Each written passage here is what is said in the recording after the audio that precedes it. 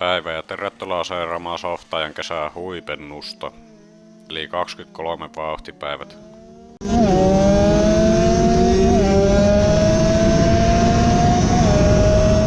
Vauhtipäivillä osallistuttaa siis 50-vuotiaisten mopojen 200 metrin kiihytykseen ja mitataan vertailupenkissä tehot ja testataan huiput tutka.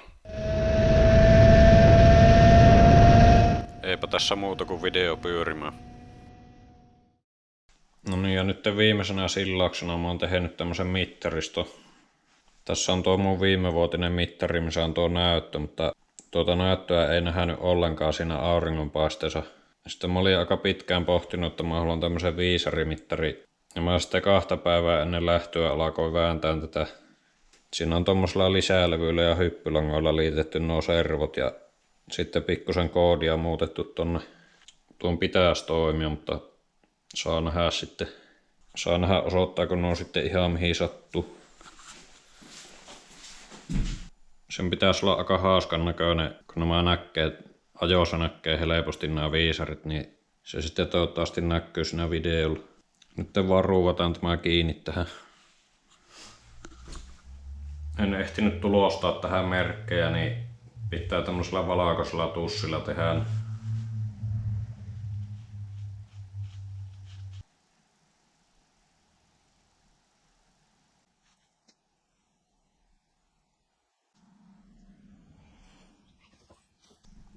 No niin, nopeus menee 140.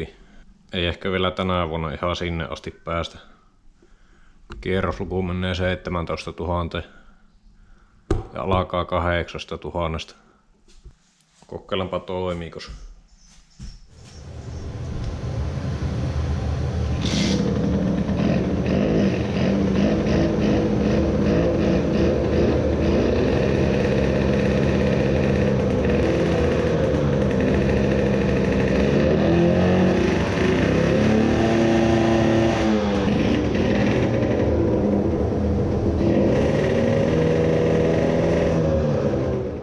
Harmi, ei se toiminut.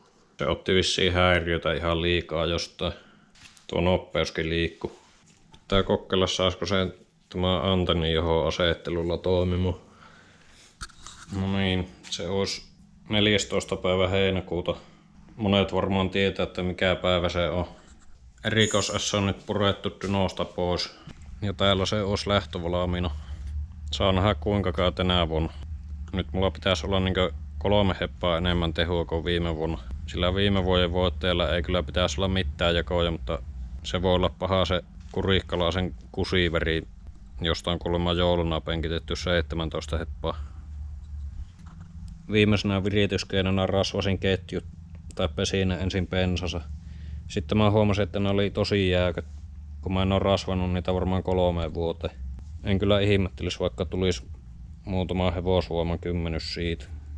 Ja sitten viimeisenä kevennyksenä otin tämän käynnistyspolkimen pois. Siitä lähti 300 grammaa. Eli kevennyksiä on nyt yhteensä 6 kiloa. Paitsi jotakin osia on lisätty, mitä en muistanut punnita, niin kuin tää jarrupoli. Ja sitten se mittari, jonka otin nyt pois. Peräkärryä en ole vieläkään jaksanut rempata. Se on taas ruosteisempi kuin vuosi sitten. Mutta no, jospa se vielä kerran kestäisi. No niin, sitten ei muuta kuin kulkemaan.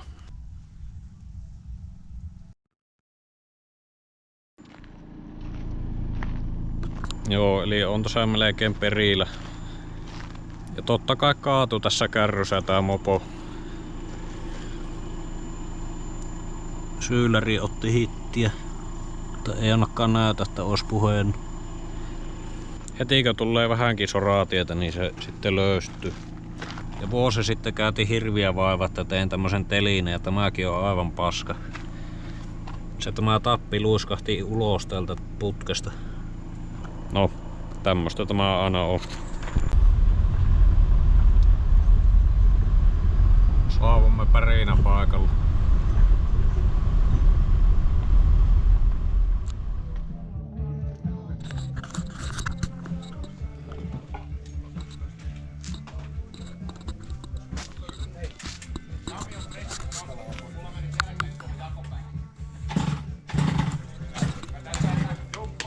Pieniä ruuvaksia piti tietenkin vielä tehdä.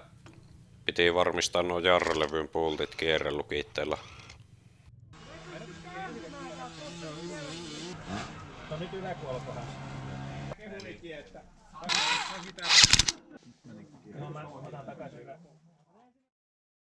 Sitten nukkuin teltassa yö ja joskus aamu 9 joku alkoi pitää aamuavausta PV:llä.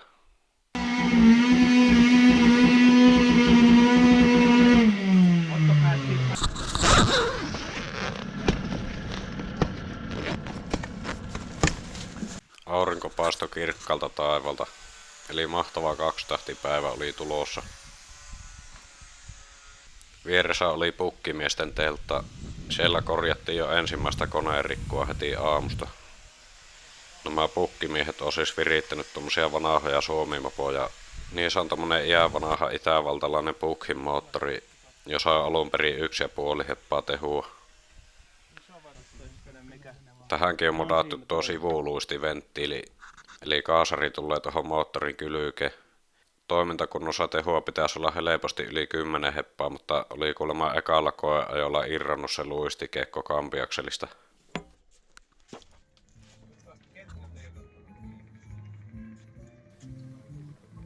Tässä tunturissa on myös itse valettu sylinteri. Se on tehnyt se sillä vaahtomuovitekniikalla, millä minä teen sellaisen pienen kappaleen. Eli se on tehnyt aluksi vaahtomuovista retkipatjassa tuo sylinteri ja sitten se on hauvattu hiekkaan ja sitten se on kaatanut siihen se alumiini. Ei usko, että sillä voi tehdä tuo sylinteri. Sitten tässä on myös hyvin erikoinen viritys, mitä en ole aiemmin nähnyt. Eli tällainen pakoputken resonanssi-kammio tuossa alussa. Siinä on tällainen venttiili, mistä se voi kytkeä päälle tai pois. Ja tuon pitäisi ilmeisesti parantaa alavääntöjä. Sitten mä menin kattoon toista naapuriteltta ja siellä oli heti tämmönen pöniikkä. Kohtuu myrkyllisen näköistä tavaraa. Tuo jotakin kisaa bensaa. Ja tässä on se kurikan virittäjän kusiferi, jossa pitäisi olla 17 heppaa. Eli tämä on erikois-S:n kauhu tänä vuonna.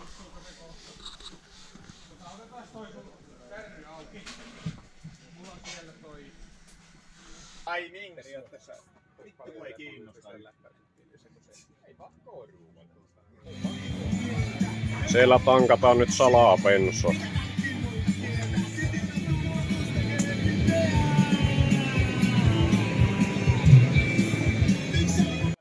Sitten on H-Suomen Top Methanol PV, mihin on tälle vuodelle tehty pisin takaharukka, minkä on nähnyt mopossa. Sitten siinä on myös paineilmalla toimiva vaihteenvaihto. Sitä varten on tuo paineilmatankki.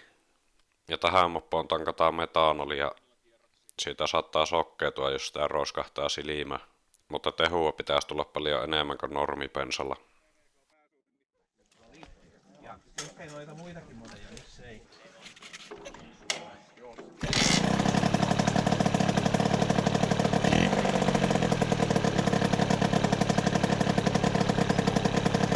Sitten mä yritin vielä saada ton mittarin toimimaan, mutta eipä sitä saanut.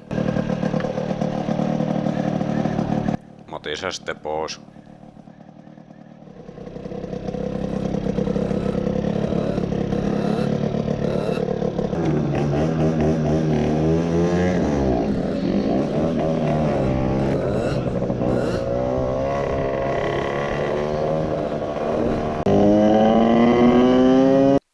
Jännitys oli huipussaan.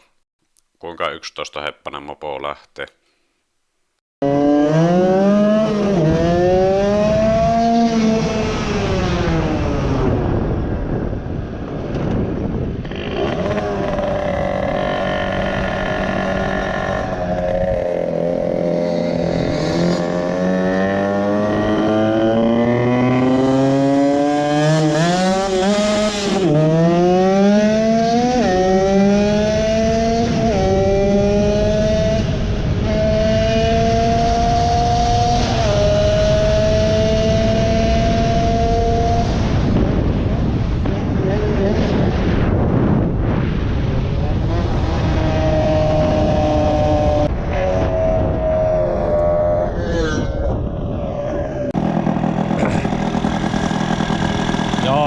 Aivan villi vehe.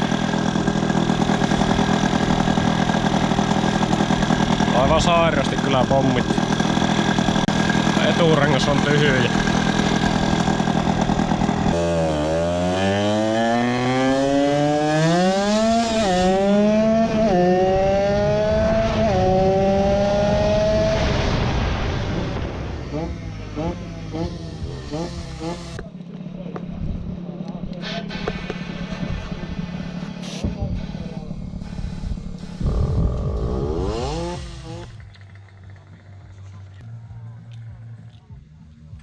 Joo. Sen huomasin, että tehoalue on kyllä ihan uskomattoman jyrkkä nyt. Tuntuu, että se niinku varoittamatta kiskasi ihan hulluna. Sitten takajarru on melko tehota, mutta kyllä se kun käyttää molempia yhtä aikaa, niin kyllä se pysähtyy. Ja ei se tuo etujarrukaan kovin tehokas oo. Mutta muuten kyllä tuntuu aika hyvältä. Ei annakaan isommin vispaa mikään. Ja kyllä nää Solifer-automaatin iskarit ihan hyvin joosti. Oli töyssyjä tuolla, niin hyvin meni sillain boing boing boing. Mitään vaimennustahan näissä ei oo. Joo, nyt pitää yrittää korjata tämä tankin korkki. Se syytää bensaa tosta ilmareijasta aina kun jarruttaa. Mä laitan tämmösen jarruputken pätkän tuohon. Ja sitten jonkun letku.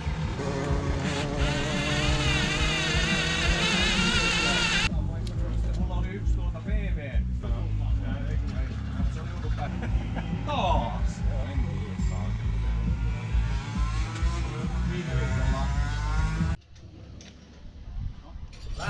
Lähti säteen suuntaan tällä kertaa. Sitten mä menin kattoo mitä naapuriteelta saa ruuvattiin. Kuulinko oikein, että Pidalov on hajonnut? Oot sitten käynyt yön aikana työntää jonkun rautatapin tonne Sylinterin ja Männänpään. Joo, se tuosta menee kovin helposti. Oulun epätoivoinen yritys.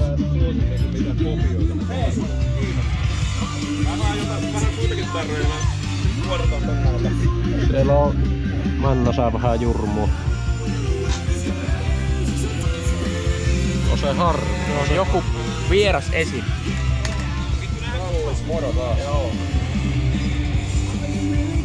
Oho.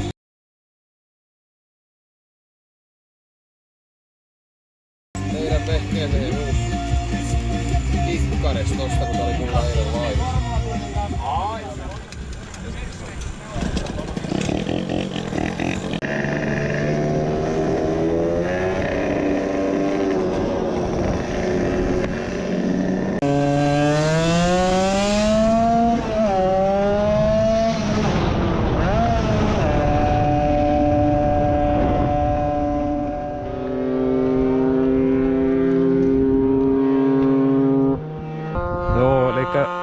Äsken vieraili se mäntäpistiä niin tuolla Kurikan teltassa. Elikkä minulla on nyt ihan hyvät mahdollisuudet voittaa. Mutta periaatteessa kannattaisi olla ajamatta tällä, niin mitä vähemmän sillä ajaa, niin sen pienempi todennäköisyys, että se hajuaa just H-hetkellä. Pitää kumminkin koottaa huiput ainakin. Kokeillaan GPS-huiput.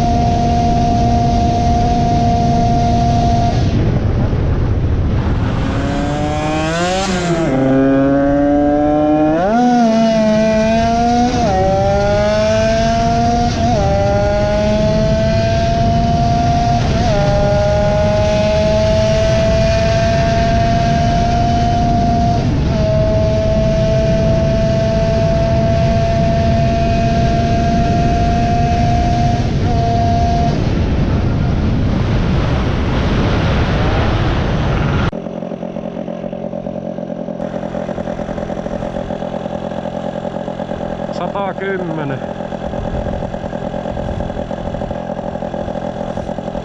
110.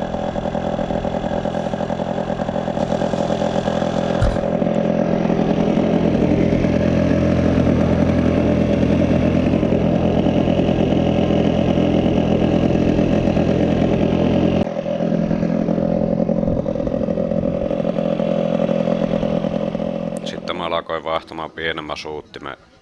Siinä oli nyt 150 ja mä testasin kotona, että 140 se antoi parhaat tehot. Mutta sitten takkaa alkoi kuulua hirviä mylyvintä.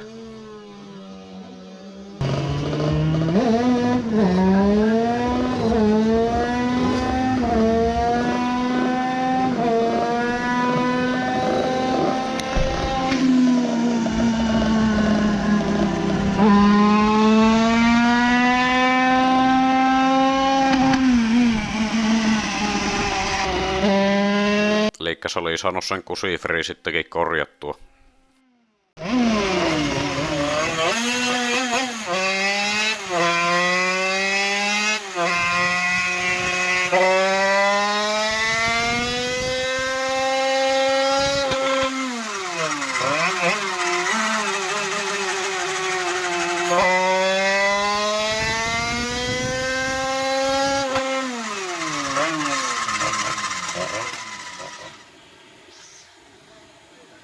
On siellä. Tehdään pikainen oheri. 15,8.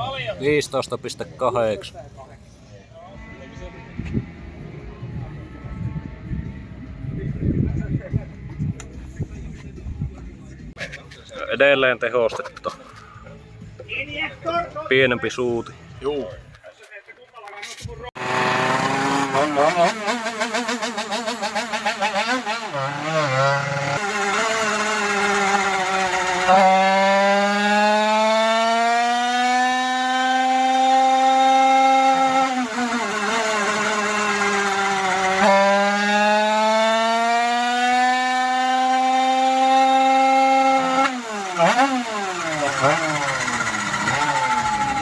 Hyvä jos 10 heppaa. Silti. Huipputehon kierrosluku 15 000.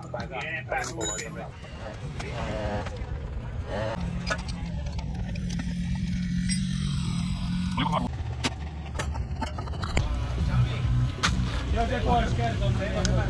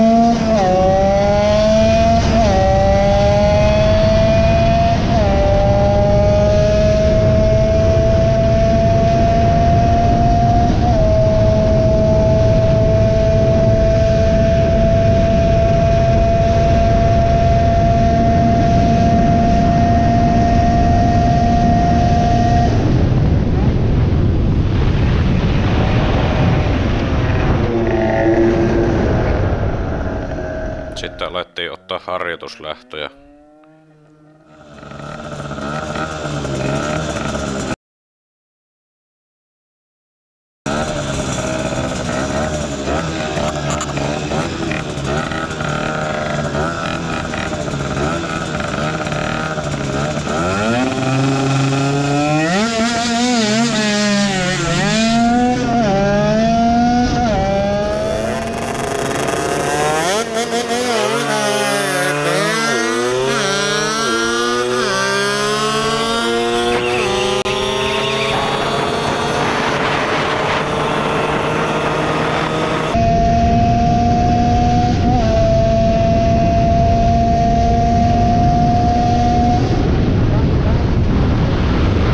Pikkusen keuli, mutta voiti 100 kuutiosen PV. Se pienempi suuti auttoi ihan selvästi. Siinä tehopenkissä se ero näytti paljon pienemmältä. Kyllä nyt rupesi kiihtymään jo aivan hurjaa vauhtia.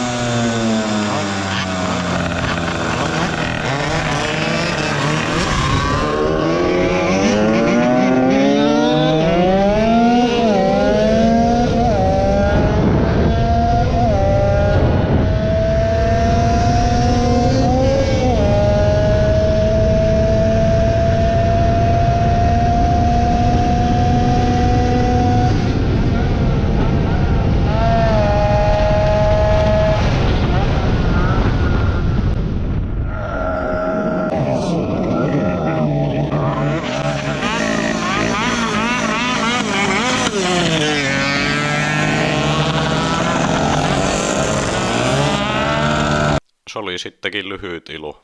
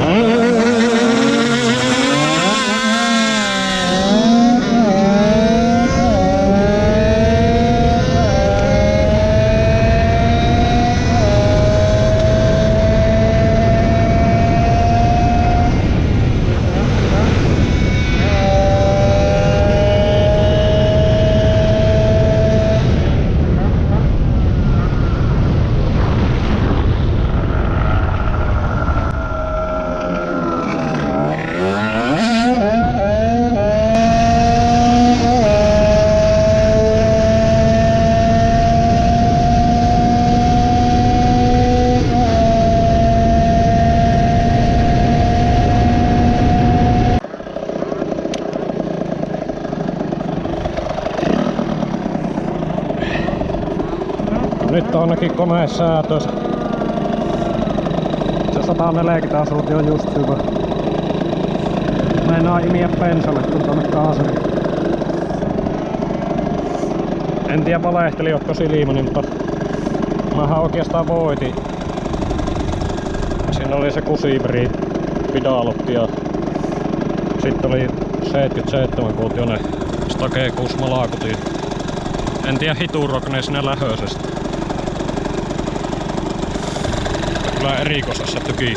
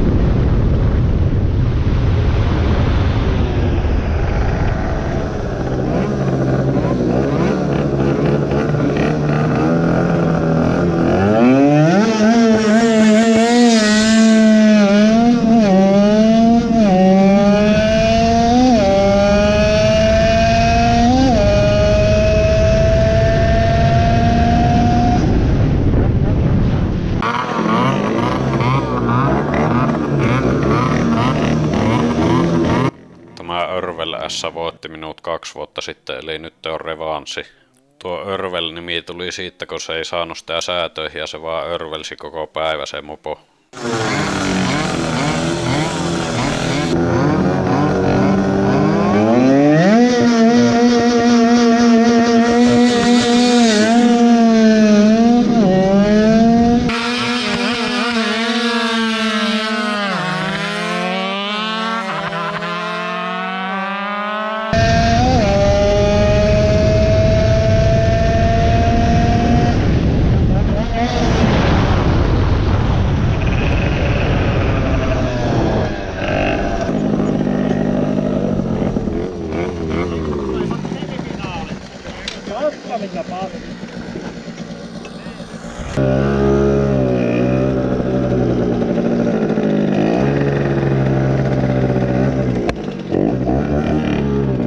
Tämä on se tunturi, missä oli se pakoputkiventtiili.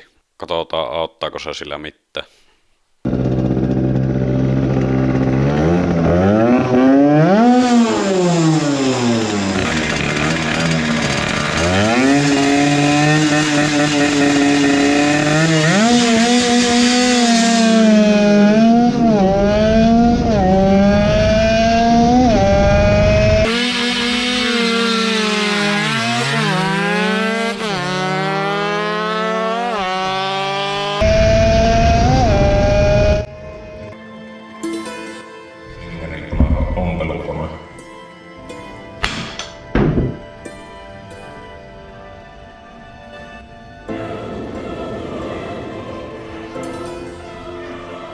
Sen täytyy auttaa.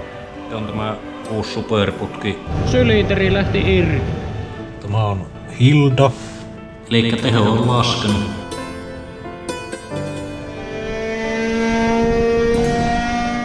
Yksitoista ja puoli. Yli 10.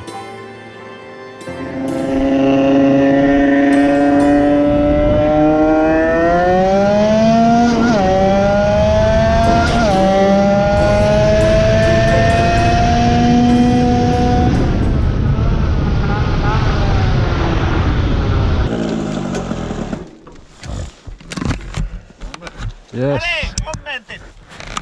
No, hirviä oli työ, mutta viimein voitin.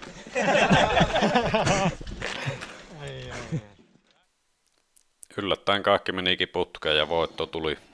Seuraavaksi oli 80 kiihityskisa ja tässä on pari noppeinta niistä.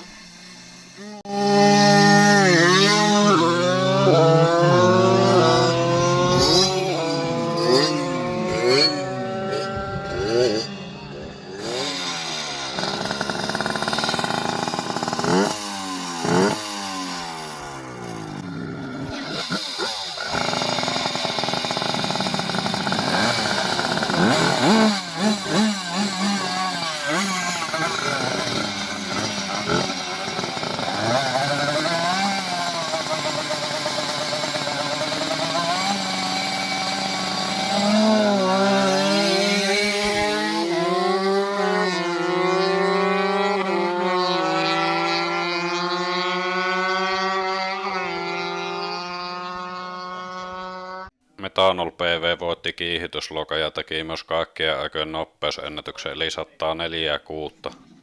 En olisi kyllä itse uskaltanut ajaa, en millään.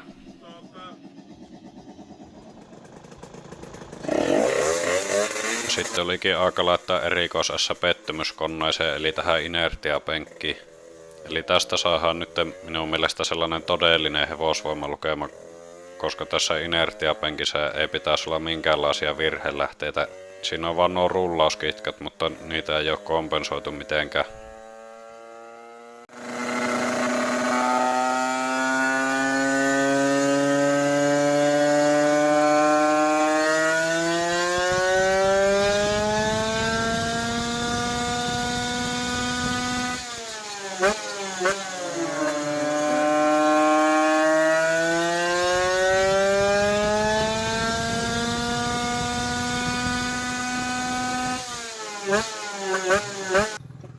Selviää totuus. 11,3. Se kuluuki niin hyvin, että mä arvelin, että siinä voisi olla ainakin 12 tai 13. Elikkä pettymyshän se oli taas. Mutta ei silti kovin huonosti kuitenkaan. No niin, nyt lyödään sitten aavikkovälit. Yhempikin isompi etuurtas. Laskujen mukaan pitäisi päästä 115. Ja nyt voitaisiin lähteä ensimmäisille tutkauskierroksille tässä vähän ennen evästystäni. No niin, ja sitten testataan huippu. Nyt on pitemmät välit ja ketjut rullaa kun sameetti. Rengas ei irtua. Eikä eturengas.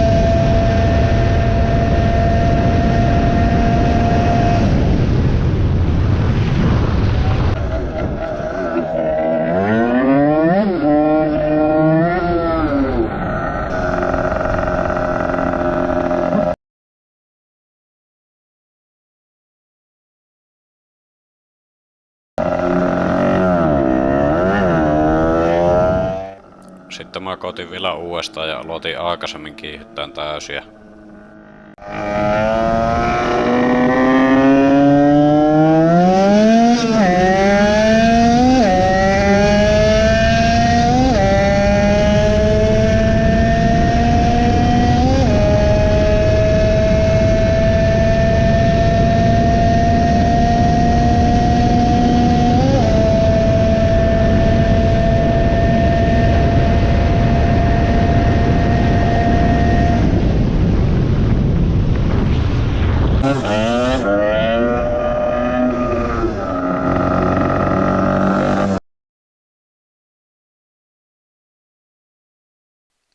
Se varmaan laiskistui, kun se ehti kuumentua.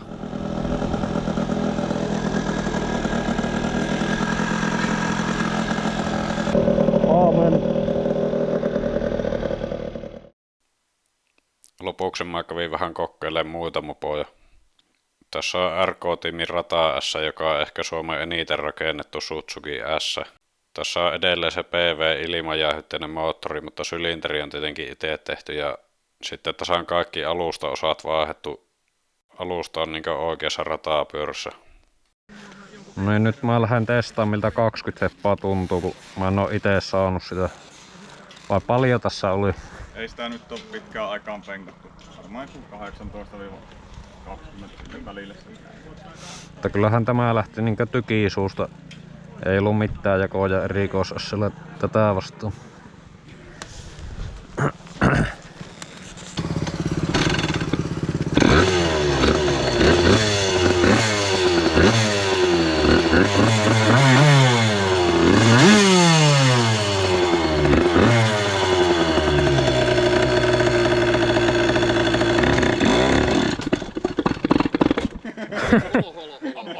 Ei naksahtanut tuo vaihepoli, niin se hämäs vähän.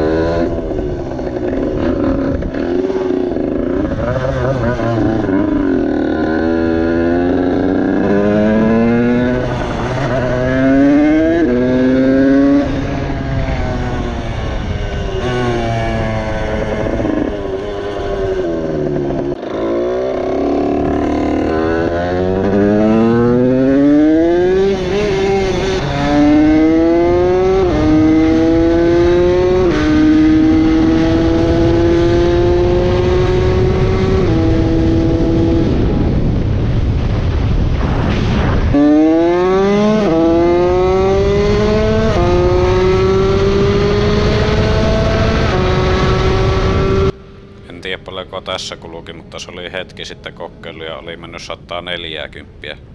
Ja se on kyllä aivan jäätävä vauhti, kun ottaa huomioon, että tuo on jo edes kyykkypyörä. Tuota saa monet terpin virittäjät hetken aikaa yrittää jopa kaupasylinterillä ennen kuin pääsee etes lähelle.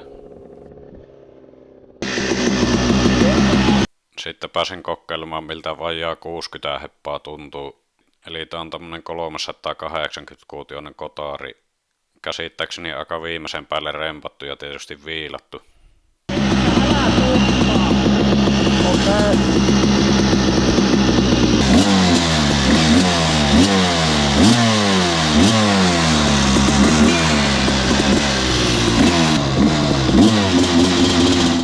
Pelotti kyllä aivan hirviästi.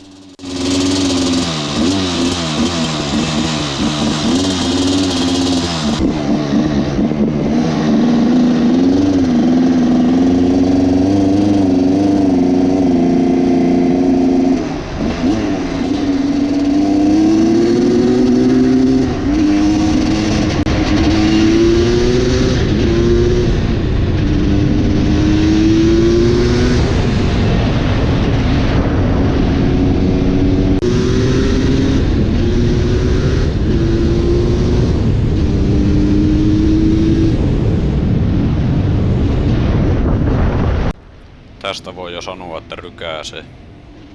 Jos paino vähänkään kaasua, niin tuntuu, että se kiskoo niin lujaa, että käsissä ei riitä voima pitämään kiinni. Eipä siinä paljon uskaltanut kaasutella. Oivu. Saat sä käynnistä? Järkyttävää pyssy. En käyttänyt mitenkään edes puolikaasulla.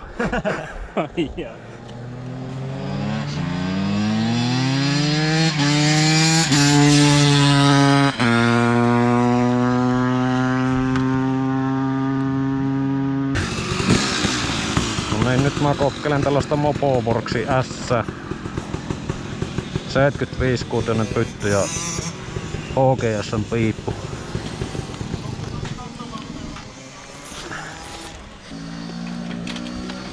Käynnistys oli pikkusen vaikeampaa kuin minun mopolla.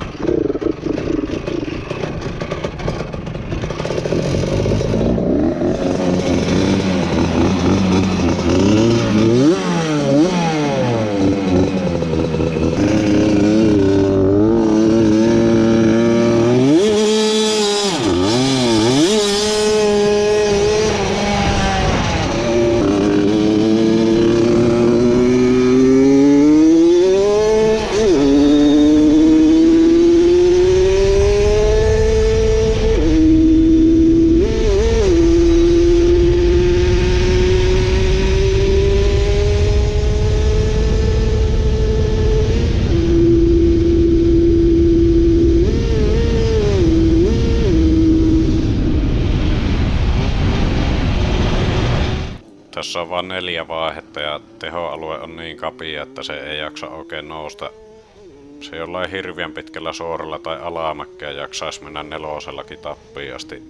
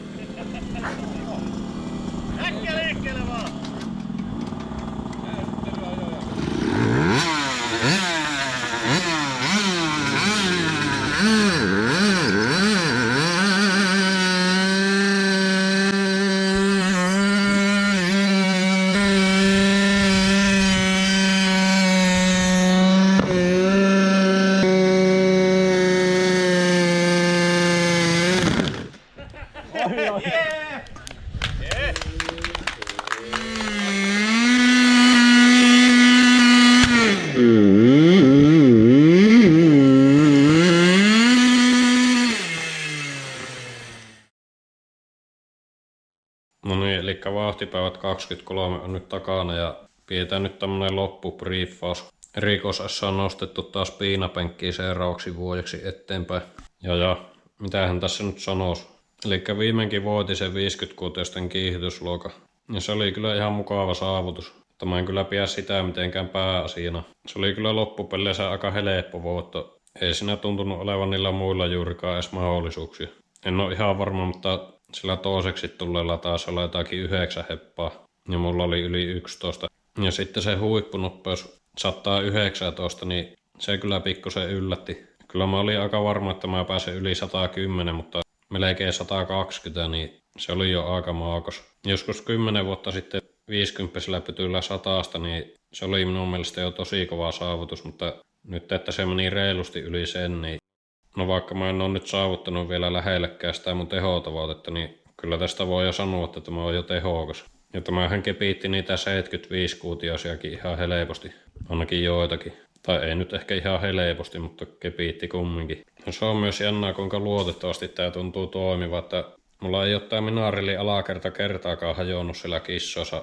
Ja mulla on ollut samaa kampiakseli 4 kisassa nyt. Siellä on sellainen Stake 6 HPC kampiakseli. Näyttää kyllä olevan laadukas. On kyllä suorastaan hämmästyttävää, että se ei ole hajonnut. Ja sitten se ajettavuus ja vääntöalue tässä, niin se tuntuu suorastaan mahtavalta, että siinä ei ole oikeastaan yhtään semmoista, että siinä pitäisi ootella, että se pääsee siihen piikille.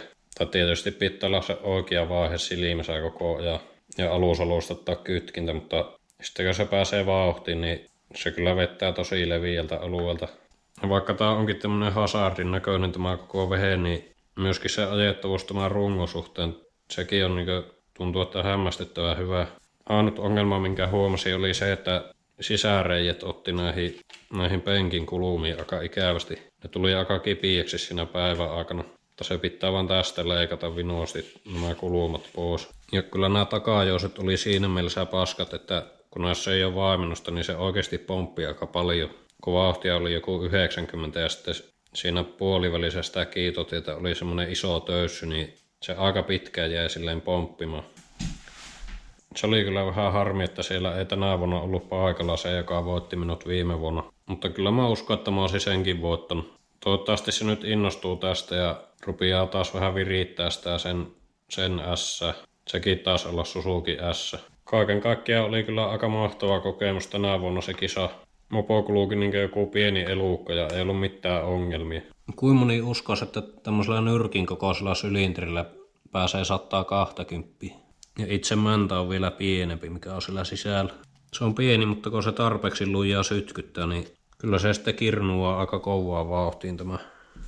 Niin joo, sitten mulla oli tää vanha putki mukana ja mä aikoin kokeilla tällä niitä huippuja, mutta sen jälkeen kun mä saan se 119, niin mä sitten unohdin koko jutun ja no kyllä mä sitten huomasin, että mulla oli tää putki mukana, mutta ei sitä enää viittinyt sitten alkaa, kun se on vähän semmoinen henkinen valmistautuminen aina se huippujen kokeilu, että kun miettii mitä siinä voi käydä, jos kaatuu, niin se ei ainakaan itselle ole kuitenkaan semmoinen kaikista miellyttävin kokeilu, että sitä on aina helpottunut, kun saa sen kokeiltua ja ei käy mitään. Pitäisi palkata joku hurjapää testikuskiksi. Niin mä en sitten kokeillut tällä putkella, mutta tällähän tuli paljon enemmän piikkitehua tässä penkissä. Että oletettavasti se olisi tällä mennyt vielä helposti se yli 120. Ja sitten jos katsotaan taas tätä tehokaaviota, niin nyt tähän mä oletin, että siinä vauhtipäiväpenkissä olisi tullut tää 12,5, mutta tuolla putkella tuli se 11,3.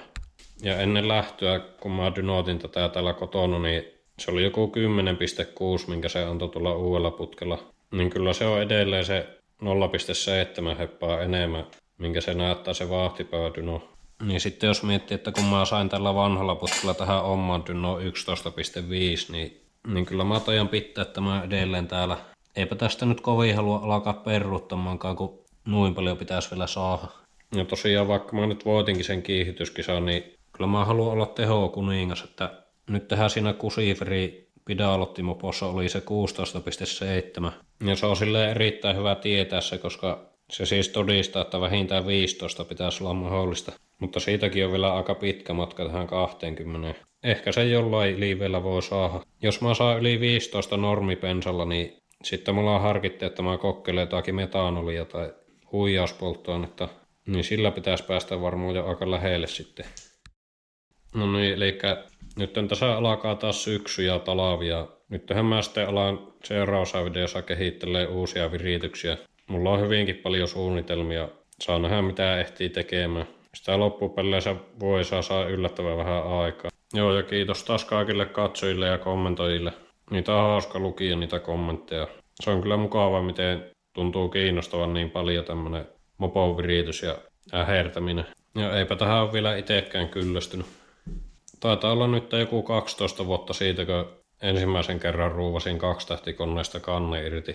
Muistan, kun yksi sukulainen silloin varoitteli, että kannattaa varoa, ettei jää sitten päälle se mopo ikä. Nää ei ole ilmeisesti päässyt käymään. Pahasti kyllä näyttää siltä, että tämä sylinteri tulee sitten hautankin mukaan.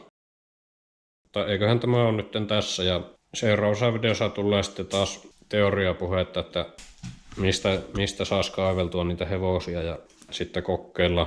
Kiitos taas paljon katsomisesta ja nähdään seuraavassa videossa.